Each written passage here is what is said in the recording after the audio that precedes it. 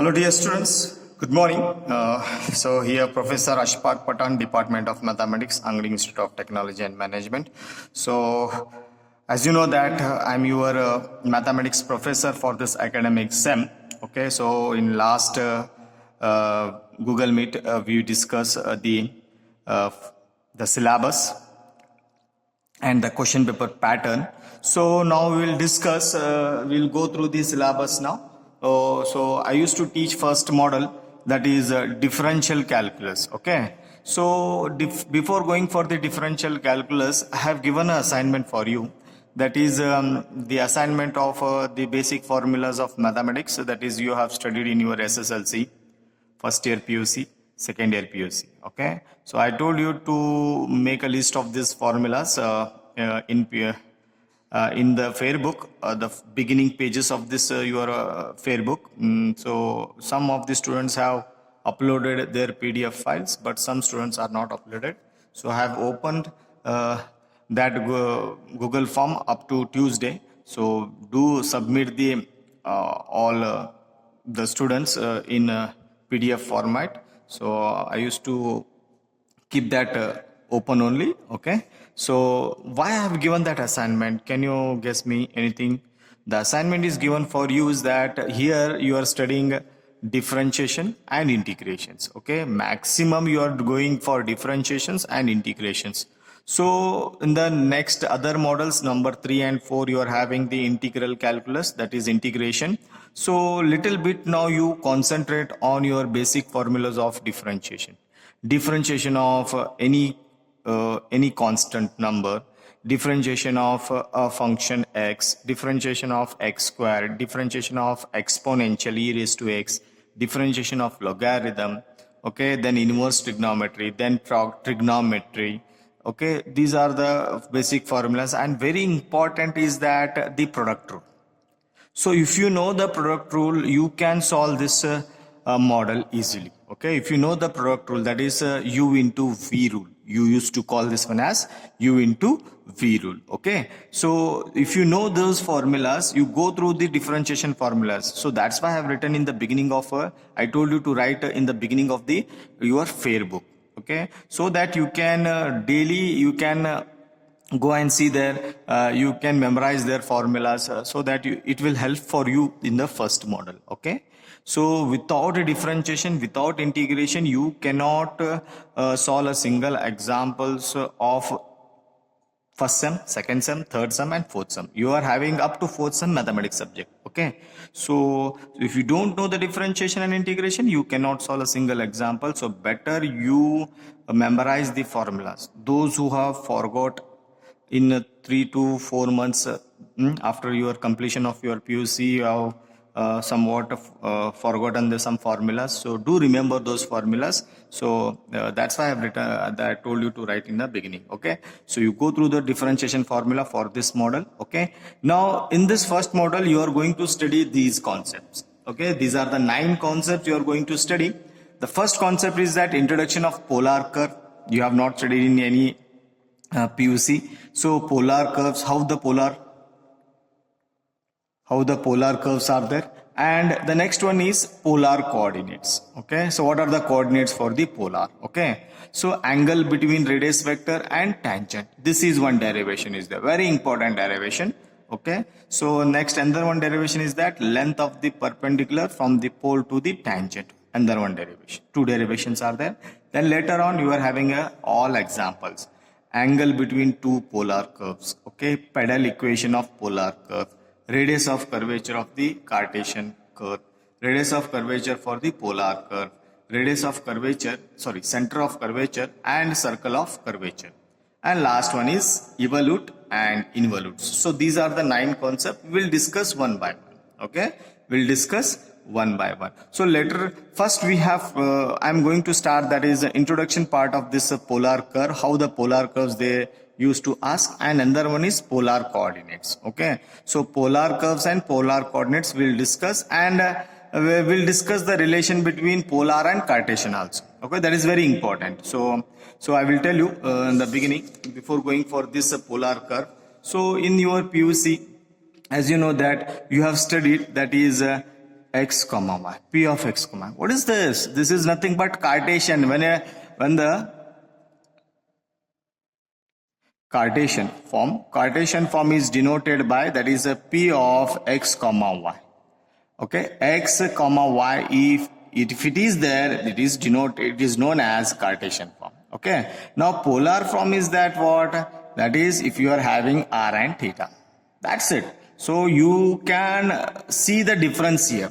P of x comma y, which is Cartesian form. Okay, P of r comma theta, which is in polar form is there. Okay, so we'll discuss this now. Okay, later on we'll go for this one, relation between these two. What is the relation between these two you are having? We'll discuss in this coming class. Okay, now I will start with the polar curve. So the polar curve and polar coordinates. So I will start with this one. So see here, I have written here, that is the polar curves. So polar curves, and we will discuss with polar coordinates. For this one, I will take in a plane, that is OL and OP line. Okay, so in between there is an angle form. I will call it as a theta. Okay, then let us start this one. So the length of OP, see here, the length of OP is denoted by, I used to call this one as R. Okay, denoted by R, is called the radius vector. So as you know that, I will take an example here. I will take an example. I will take the same. Okay, this is denoted by theta. This is denoted by R. Angle between these, this line is denoted by theta, and this is known as R. Radius vector it is called. And this, if I take this one as point of P of x comma y. So this is a line, this part is denoted by y, and this part is denoted by x, because it is on the x-axis. It is parallel to the y-axis, so it is denoted by y. Are you clear? So similarly, here also, that is the length of OP denoted by R, this is R, okay, is called the radius of curvature, okay, the radius of curvature. Then further, so radius vector of the point P, and the angle LOP denoted by theta measured in the anti-clockwise direction. So what do you mean by this one? The angle LOP, it is denoted by a theta, and it is measured in anti-clockwise direction. In this way it is measured. If it is measured in this way, that is clockwise direction, that will become negative. Okay, so but we are going for here in polar curve, that is polar coordinate, we are going for anti-clockwise direction. Usually maximum times we are going for anti-clockwise direction, is called vectorial angle. This is known as vectorial angle, this is known as radius vector. Okay, then the pair of these two, that is the pair of r and theta, represented as P is equal to r comma theta, or P of r theta. You can denote like this also, you can denote like this ordered pair, okay, are called as the polar coordinates of the point P. So as I told you, that is polar coordinate is denoted by r comma theta, and Cartesian coordinates are denoted by x comma theta. X and y, Cartesian, r and theta, polar coordinates. Remember this. So up to your M4 ends, okay, you have to remember the polar coordinates is denoted by r and theta. Okay, then later on there is a relation between this Cartesian, that is x and y, and the polar coordinate r and theta. Okay, so for this one I used to define like this, that is let x comma y and r comma theta respectively represents the Cartesian and polar coordinates of any point P in the plane. So let us take a plane here, xy plane. Okay, so I will draw one line here, that is from origin 0 to P, and I will join this one as P and Q. Okay, as we know that from this concept, that is polar coordinate concept, we know that this is known as theta and this is known as radius vector r. Okay, and this point is denoted P of xy, and even it is also denoted by r and theta, because we are going both here. Okay, so you take this one, and similarly as I told you, this is on the x-axis, this part is called as the x, and this is parallel to the y-axis, so it is denoted by small y. Okay, then that even where the origin is taken as the pole, so this is an pole, common pole, this is for this diagram. Okay, and let us go further, and the axis is taken as the initial line from the figure. Okay, axis is taken as, sorry, let us go here. Axis is taken as the common. Okay, so that is taken as initial line for this diagram. Okay, from the figure we have, now see here what I have written here. I have given the notes here for that is, okay, from this figure you observe, from the figure we have OQ. See here, OQ is equal to X and PQ is nothing but Y. Okay, from the right angle triangle, and you know that the trigonometry functions are defined by taking right angle triangle, which you already studied in your SSLC part. That is the definition of cos theta, sin theta, tan theta, cot theta remaining. Okay, all trigonometry functions are defined by taking right angle triangle compulsory. So I used to define here the cos angle. The cos angle is nothing but what? The cos angle is nothing but that is adjacent divided by hypotenuse. You know that this is adjacent divided by hypotenuse. I have not written. So therefore from this one angle cos theta adjacent divided by hypotenuse, because this is an angle, this is known as opposite side and this is known as adjacent side and this is known as hypotenuse. Okay, then cos theta is defined as that is adjacent divided by hypotenuse. Adjacent is OQ and hypotenuse is OP. So I have written OQ divided by OP, and you know that OQ is nothing but X, so therefore I have written X. OP is nothing but R, so I have written here R. So that implies, leave this part and you see here cos theta is equal to X by R. So I will transfer this R to this side, cross multiplication. So therefore X is equal to R cos theta, so X is equal to R cos theta. Similarly, I used to call this as equation 1, and similarly I used to go for sin theta also. So sin theta, you know that opposite divided by hypotenuse. Angle is here, so opposite divided by hypotenuse, that is PQ divided by OP. So PQ or QP divided by OP is equal to Y divided by R. So Y divided by R. So that is equal to, you leave this one and you cross multiply this R this side. So R sin theta is equal to Y. So Y R is equal to R sin theta. Call it as equation number 2. So keep it as it is now. Now let us go for this one further. That is, you square these two. You square these two. That is squaring and adding. You square and add. First you square x square, r square, cos square theta. Y square, r square, sin square theta. Squaring, then you add x square plus y square. You add LHS to LHS, RHS to RHS. So therefore it is written as x square plus y square. Squaring first equation plus adding second equation, squaring, okay, is equal to first equation, second equation. So this keep as it is.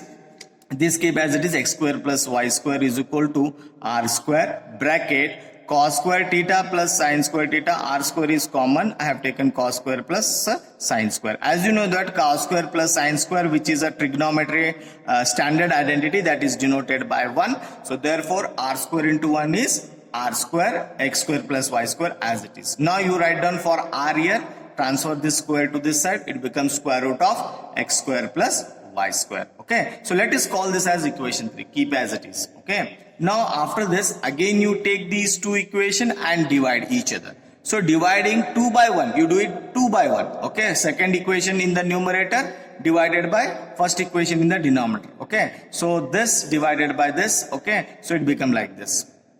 R get cancelled. Sin by cos is nothing but tan theta. Okay, y by x as it is. So you transfer this tan to this side. By inverse trigonometry function, you know that if you transfer a trigonometry from LHS to RHS, it become inverse. So therefore, theta is equal to tan inverse of y by x. Call it as equation 4.